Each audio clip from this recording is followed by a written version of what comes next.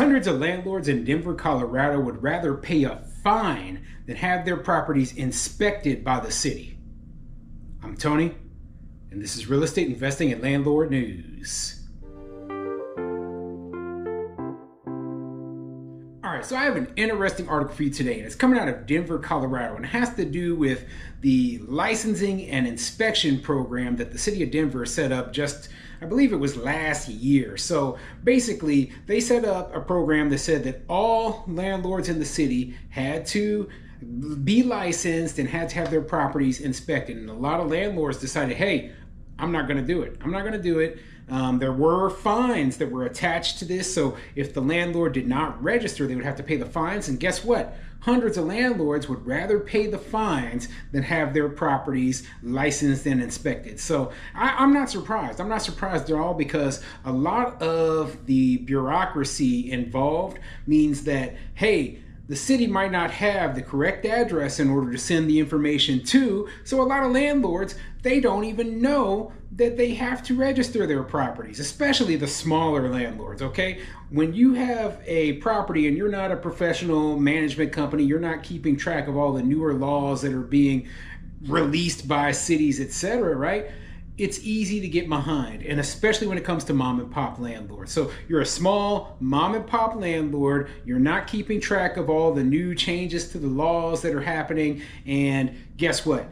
Next thing you know, the city's fining you, but they're not even sending the fines to the correct address, because the address on file, if your property is owned under an LLC, might be different than what your actual address is. So you don't even know you're getting the fines.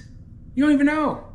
And I think that is the case for a lot of these landlords. Now, there are some landlords who are purposefully not complying, and they have their various reasons, but you know what? Some people, they say, hey, you know what? It is easier and cheaper for me to pay these fines than it is for me to deal with the city, okay? And that's your right. That's your right. But eventually, you know, like I tell you, you should follow the law. Now, we have a rental registration and inspection program here in Omaha, Nebraska, where I live. And yeah, it sucks. It sucks. But I follow the law. And I fight it outside of that, okay? I fight against these sort of things outside of that, but I do obey the law as for now, and that's what I suggest you do. But you know what? We'll see how long it takes before they're able to get more compliance. And keep in mind that the number of bad landlords, the ones who aren't following the law, they're a minuscule number compared to the tens of thousands of good landlords who are doing everything right, okay? So don't think that this is a trend where, oh, the majority of landlords out there are purposefully screwing over this. No, they're not, okay? They're following the law, yet they're still fighting against these stupid laws in the first place. So before I get into the article, go ahead, hit the like, subscribe button, and leave a comment down below, and let me know what you think. First, you know, do you live in a place, or do you invest or own real estate in a place that you rent out that has licensing and inspections? Most cities do now. Okay, I'm just being honest. You know, I owned rental property in Kansas City area. They had licensing and inspections. I owned rental property in Tucson and in Phoenix. They both had licensing and inspections as well. So it's pretty much inevitable unless you're in a more rural place. So I'm just curious what your experience is as a landlord where you own your rentals. So anyway, let's get into the article. This article is coming from 9news.com, and it says, hundreds of Denver landlords remain out of compliance with new licensing rule. Yeah. Let's see if the article explains why they're out of compliance or why they think they're out of compliance. So let's get into it. More than 1,200 Denver landlords remain out of compliance with a city ordinance that requires landlords receive a residential rental license. The license requires landlords to receive and pass a third-party inspection, ensuring rental units are safe and up to code. The change went into effect last year for multi-unit properties and on January 1st for single-unit family homes. We want to see them complete the process, get the license, and demonstrate to their tenants that they have a place they're renting out that is safe, said Eric Escudero with Denver Excise and Licenses. I think that the grand majority of landlords have a place that is safe for the tenants, okay? I think that it doesn't take a license to make sure the place is safe. Now, as I have mentioned many times before, they create programs and laws and rules and regulations like this, not actually because there's a real problem. Because remember, before 2023, no one was licensed, right? So you can't tell me that all the renters, there's hundreds of thousands of people who live in Denver, Colorado. You can't tell me that most of them were living in dilapidated places and that were falling apart. No, you had a few bad apples, and rather than targeting those few bad apples and saying, hey, we're going to come after you and make sure that you fix your stuff and stop treating your tenants like crap, they said, we're going to punish all landlords in the city.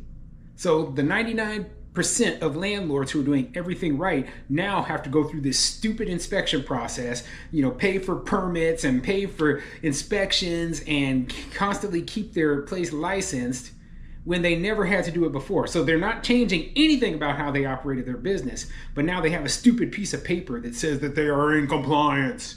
So like I said, the rules and regulations don't actually help anything. And guess what? Those few bad landlords who were keeping their properties in bad shape, well, they might be a part of the people who have refused to get licensed and just would rather pay the fines. So yeah, the bad landlords are just going to be like, hey, I'm still not going to comply. Just because you passed this law doesn't mean that I have to do it. So is this actually going to help people, if those bad landlords are still not getting inspected? No, it's not. The only people you're inspecting are the ones who already kept their properties in good shape. It's dumb. It's dumb. So basically what I'm saying is that this law is hurting the good landlords and doing nothing to stop the bad landlords from not being bad. Escudero said landlords who are found out of compliance are issued a warning first, then a $150 fine, followed by a $500 fine, and then a $999 fine. Nearly 23,000 licenses have been issued, but 14 landlords have received the $999 fine without following through with a license. So yeah, they said 23,000 licenses have been issued. That means that if only 14 have received the maximum fine, I mean, that's telling you the stats right there, okay? Let's say that these 14 landlords are the slumlords, the nightmare scenarios that you see on TV where the property owner keeps their property in horrible shape. Well, they're not getting inspected anyway, while these other 23,000 are getting their properties inspected and their properties are in good shape. Those people were already doing that. They were already doing that. And yet they all have to pay for the licenses. They all have to pay for the inspections. They all have to jump through the hoops of the city now that, and I know it might be a drop in the bucket, in some people's mind, but if it costs you a couple $100 extra per year, per unit, right? Well, that adds up. That adds up quickly, and that will be added to the tenant's rent. So don't sit here and tell me that, why is there no affordable housing? Well, you keep passing dumb laws that make good landlords have to raise their rent. So it's your fault, okay? The good news is there's a lot of responsible landlords, Escudero said, but unfortunately we've also found that some have refused to get the license, and it's resulted in the city issuing just about $80,000 in fines to unlicensed landlords. Denver City Council member Stacey Gilmore created the legislation and said while it's encouraging to see most landlords in compliance, the outliers are concerning. We need to figure out a better process to address that, so it might be a show cause hearing or other tools we may have in the city to levy additional fines, she said. I want to create more teeth to make sure those property managers or owners are responsible for truly investing in the safety to protect our renters. So rather than, I hear all the time about, them, we're mailing these fines off and, these landlords are out of compliance, right?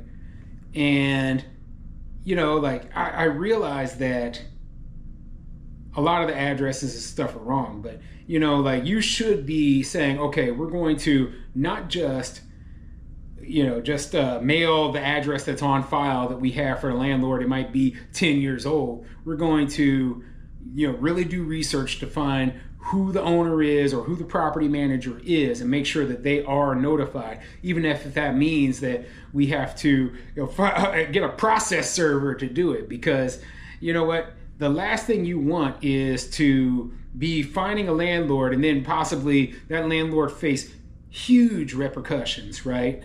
Like liens on their property, tax liens on their property, or whatever, and not even have ever known that they were being fined in the first place.